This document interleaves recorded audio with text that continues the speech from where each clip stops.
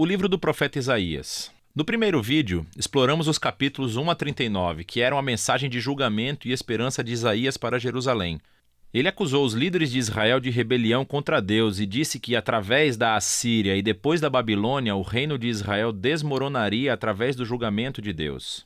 E assim o capítulo 39 concluiu com Isaías prevendo a queda de Jerusalém para a Babilônia e o exílio.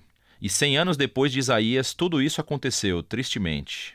Mas a maior esperança de Isaías era uma nova Jerusalém purificada, onde o reino de Deus seria restaurado através do futuro rei messiânico e todas as nações se uniriam em paz. E assim, os capítulos 40 e seguintes exploram essa grande esperança.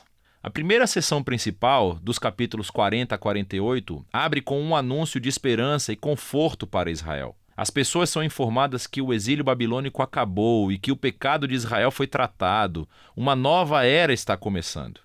Então todos devem voltar para Jerusalém, onde o próprio Deus trará o seu reino e todas as nações verão a sua glória. Agora, vamos parar por um momento, porque esse anúncio de abertura levanta uma grande questão. Quem está dizendo tudo isso? De quem é a voz que ouvimos nessas palavras de esperança? A perspectiva do profeta nesses capítulos é a de alguém que vive após o exílio. Em outras palavras, no período de tempo descrito por Esdras Neemias. Mas Isaías morreu 150 anos antes de tudo isso acontecer, então como devemos interpretar isso? Bem, há muitos que pensam que ainda é Isaías falando da sua própria época, mas que ele foi profeticamente transportado, por assim dizer, 200 anos no futuro e que ele está falando para as futuras gerações, como se o exílio já tivesse passado. No entanto, o próprio livro de Isaías nos dá algumas pistas de que alguma outra coisa provavelmente está acontecendo.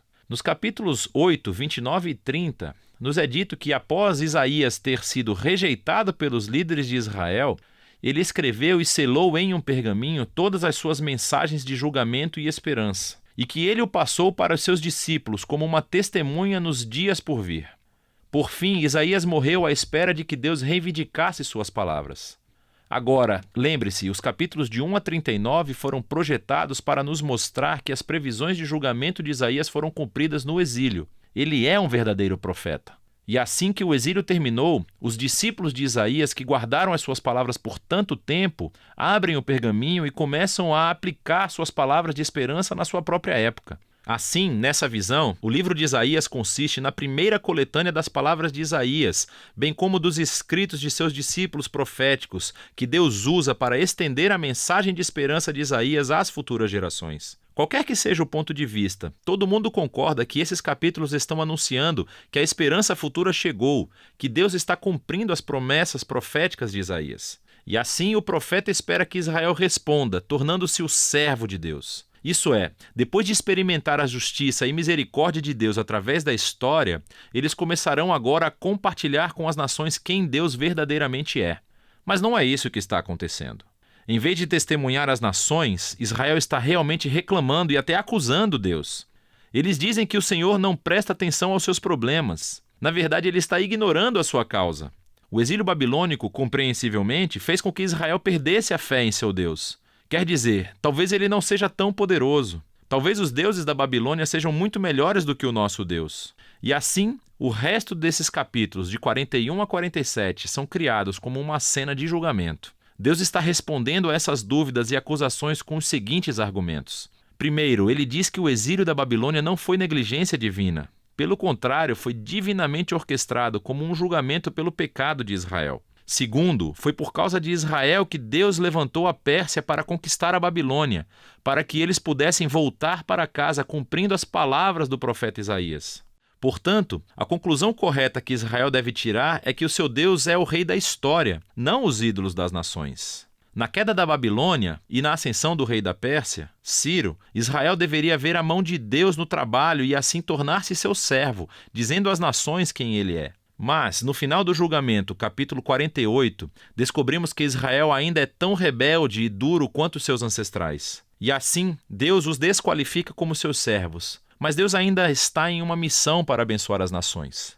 E assim, o profeta diz que Deus vai fazer uma coisa nova para resolver esse problema, que passa para a próxima sessão, de 49 a 55. Somos apresentados a uma figura que se chama servo de Deus, que vai cumprir a missão de Deus e fazer o que Israel não conseguiu fazer.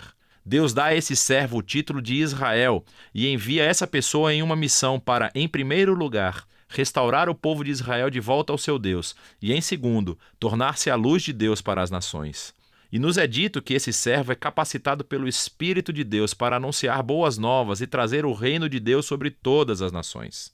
Soa como o rei messiânico dos capítulos 9 e 11. Mas então aprendemos a maneira surpreendente de como o servo trará o reino de Deus. Ele será rejeitado e espancado e finalmente morto pelo seu próprio povo. Na realidade, como ele está sendo acusado e condenado à morte, ele está morrendo em nome do pecado de seu próprio povo. O profeta diz que a morte do servo é um sacrifício de expiação pelo mal e rebelião do povo. E depois da sua morte, de repente, o servo está vivo novamente. E ouvimos que, por sua morte, ele forneceu um meio de tornar as pessoas justas. Isto é, colocá-las em um relacionamento certo com Deus.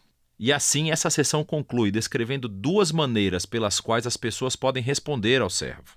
Alguns responderão com humildade e abandonarão seus pecados e aceitarão o que o servo de Deus fez em favor deles. Essas pessoas são chamadas de servos e também de semente. Lembre-se da semente sagrada do capítulo 6. Estes são os que experimentarão a bênção do reino messiânico. Mas há outros que são chamados simplesmente de ímpios. Eles rejeitam tanto o servo quanto os seus servos. O que nos leva à seção final do livro, 56 a 66, onde os servos herdam o reino de Deus. Esses capítulos são lindamente projetados como uma simetria que reúne todos os temas do livro. No centro estão 3 belos poemas que descrevem como o servo, com poderes espirituais, está anunciando as boas novas do reino de Deus para os pobres. E ele reafirma todas as promessas de esperança do início do livro. A Nova Jerusalém, habitada pelos servos de Deus, será o lugar de onde a justiça, a misericórdia e a bênção de Deus fluem para todas as nações do mundo. E, à volta desses poemas, estão 2 longas orações de arrependimento, em que os servos confessam o pecado de Israel e lamentam todo o mal que vem no mundo ao seu redor. E assim, eles pedem a Deus para perdoá-los, e que ele traga o seu reino aqui na terra como no céu. Agora, de cada lado dessas orações, há coleções de mais poemas que contrastam o destino dos servos com o dos ímpios que os perseguem. Deus diz que ele trará justiça a todos os que poluem o seu mundo bom com o seu mau egoísmo e idolatria, e que ele vai removê-los de sua cidade para sempre. Mas os servos, aqueles que são humildes diante de Deus e que se arrependem e dominam seu mal, são perdoados. E eles herdarão a Nova Jerusalém, que descobrimos ser uma imagem para uma criação inteiramente renovada, onde a morte e o sofrimento se foram para sempre. E isso nos leva ao quadro mais extenso dessa parte do livro. Nesse mundo renovado do reino de Deus, as pessoas de todas as nações são convidadas a se juntar aos servos da família da aliança de Deus, para que todos possam conhecer o seu Criador e Redentor. E assim, o livro de Isaías termina com uma visão muito grandiosa do cumprimento de todas as promessas da aliança de Deus. Através do rei servo sofredor, Deus cria uma família da aliança de todas as nações que estão aguardando a esperança da justiça de Deus para trazer uma criação renovada, onde o reino de Deus finalmente existe, tanto aqui na terra como no céu. E essa é a esperança muito poderosa do livro de Isaías.